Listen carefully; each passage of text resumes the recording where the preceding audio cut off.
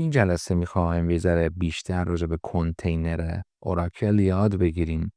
برای اینکه بتونیم از سیکوال پلاس استفاده بکنیم نیاز داریم که در ابتدا اوراکل SID مون رو در environment variable لینوکس ست بکنیم تا بتونیم استفاده بکنیم. راحت ترین کار استفاده از دستور اکسپورت که در واقع مستقیم اوراکل SID variable رو مقدارش رو بذاریم در مقابل خود SID اون که برای ما موقع که ساختیم پراد بود دیگه، اسم کانتینرمون SIDش. ما میتونیم یه چکی بکنیم وضعیت لیسنرمون رو هم با دستور لیسنر کنترلر، ببینیم چجوری رانچ هست، آپ داون.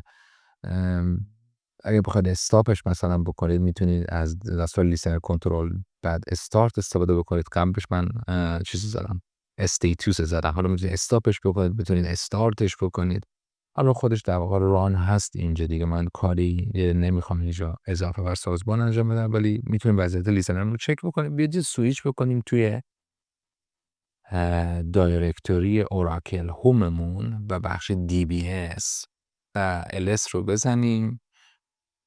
میبینید اینجا ما SP فایل رو داریم. راجع به SP فایل P فایل ما صحبت کردیم. این پارامتر فایل ماست دیگه. وقتی که دیتابیس بخواد بالا بیاد نگاه میکنیم که چه پارامترایی چه مقادیری دارن اینجا. بر اساس اون کانفیگوریشن دیتابیس انجام میشه دیگه. اگر نگاه بکنیم اونجا P فایل نداریم. P فایل رو ما عموما وقتی که بکاپ میگیریم از دیتابیس، بهتون گفتم P فایل نمونه در واقع قدیمی تر پارامتر فایل اوراکل. و هر دفعه که بکاپ میگیریم یه دونه پی فایل از روی SP فایلمون میسازیم به عنوان بکاپ. اگر یه موقع به هر دلیلی دیتابیس نتونست بالا بیاد، نتونست SP فایل رو پیدا بکنه، مشکلی داشت، و از پی فایل استفاده میکنیم برای استارتاپ کردن دیتابیس اوراکلمون. همیشه توی بکاپ گیریتون باید همچین چیزی در نظر بگیرید و هر تغییری هم که میرید دوباره یه پی فایل جدید بسازید در روی SP فایلتون برای بکاپ، برای مواقعی که دیتابیس با SP فایل بالا نمیاد یا مواقعی که SP فایلتون در واقع گم شده و نیاز دارید که بتونید دیتابیستون رو بالا بیاد. ما اگر اینجا SQL پلاس بعد این علامت رو بزنیم، بعد CSTB رو بزنیم، علامت اسلش رو بزنیم، بعد CSTB رو بزنیم، وارد SQL پلاس میشه. شو یوزر رو بزنید، میبینید باشه یوزری داخل SQL پلاس هستید و اینجا ما بتونیم خب مثل دستورات رو وارد بکنیم، اطلاعات رو بگیریم بدیم. اونجا هم مثلا میتونیم با دستور P فایل from SP فایل یه دونه P فایل بسازیم. مشکل استفاده از SQL پلاس رو اینجا شما میتونید ببینید بدون هیچ طول دیگه ای. اگر اینجا شما بخواید برگردید یه چیزی رو عوض بکنید، مثلا پی فایل رو اینجا یه غلط املایی داشته باشید، بخواید برگردید با علامت بک کیبورد بزنید، میبینید که این شکلی میشه، نمیتونید برگردید، مجبورید با در واقع بک پاکش بکنید و با کلید بک روی کیبورد تا آخر برگردید، دوباره همه رو تایپ بکنید. مستقیم از SQL پلاس استفاده کردن یک چیز چندان به درد بخوره نیست. ما نیاز داریم با یه طول دیگه. برای همین اگزیت رو میزنم، خارج میشم از SQL پلاس، کنم این طول رو نصب بکنم. داخل گوگل سرچ بکنید برای RL wrap، بعد اوراکل لینوکس 8. ما لینوکس 8 داریم. این سایت اوراکل بیس رو میبینید، روی این لینک بزنید. اینجا دستورات نصب و توضیحاتش رو داده. شما این رو کپی میکنید، این رو بعد با یوزر اینجا رو باید عوض کنید، هش بعد با یوزر روت اجرا بشه. حالا اوراکل رو من نمیخوام روتش بکنم، اینجا با سودو اجرا کنم، میام یه دونه ترمینال جدید باز میکنم با یوزر روت. این دستور نصب رو RPM رو میزنم، اینجا رو 7 تا 8 میکنم چون لینوکس هم 8. اینو میزنم اینجا، رپوزیتوری رو که اد کردم میام نصب رو دستورش رو میزنم.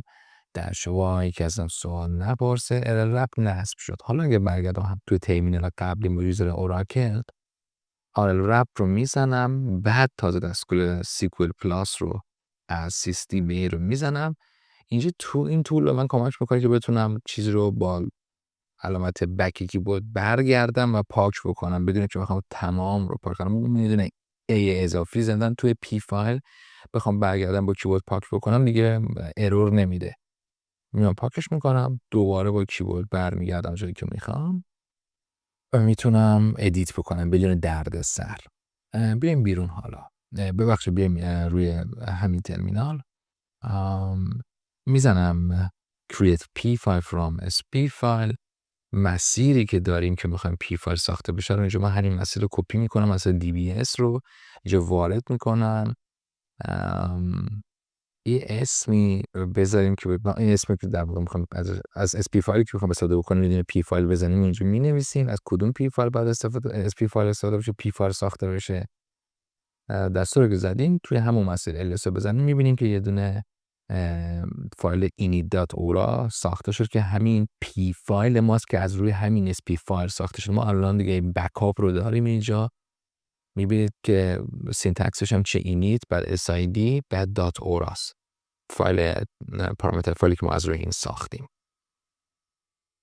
اینجا ما بیایم دستور شو pdbs رو بزنیم ببینیم چه pdb هایی داخل کانتینرمون هستن. دیگه قبل از صحبت کردیم داخل یه دونه کانتینر خالی فقط یه دونه سید pdbه که کانتینر ازش استفاده میکنه که pdb های دیگر رو بسازه. ما جور دیگه ای هم میتونیم pdb هامون رو ببینیم. راحت ترین کار این شو pdbs، اما ویو های دیگه ای داخل خود اوراکل وجود داره که به ما این اجازه رو میده که ما ببینیم این ها رو. مثلا describe رو بزنیم، view $pdbs رو بزنیم. این ستونایی که داخل این ویو وجود داره شما میتونید از اینا استفاده بکنید که اطلاعات بیشتری راجع به pdb ها بگیرید. میبینید که ستونای مختلفی وجود داره داخل این ویو.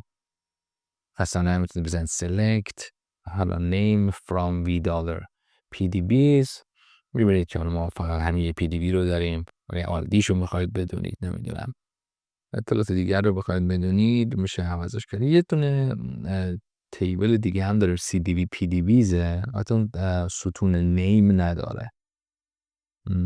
با دستور دیسکارد میتونیم ستوناش رو لیست بکنیم. دیسکرایب cdb pdb ببینید این ستونا داره. مثلا pdb نیم داره، نیم خالی نداره. pdb id داره، db id داره. از این هم میتونید استفاده بکنید اگر اطلاعات بیشتری راجع به pdb ها راجع به کانتینراتون میخواید. مثلا select pdb name from cdb pdbs بعد status اینجا غلط املایی داشتم. میبینید که الان مثلا اطلاعات بیشتری من تونستم بگیرم راجع به این pdb خاص. بیایم شو کان نیم رو بزنیم. اون کانتینری که الان داخلش قرار داریم کارنت کانتینر رو به ما این دستور نشون میده. خیلی مهمه برای که بخواید دستور رو اجرا بکنید مطمئن بشید که چه کانتینری هستی. و هم جا میتونید مثلا آیدی که هستید هم ببینید که cdb root همیشه آیدی 1 رو داره. با این دستور هم پس میتونید این رو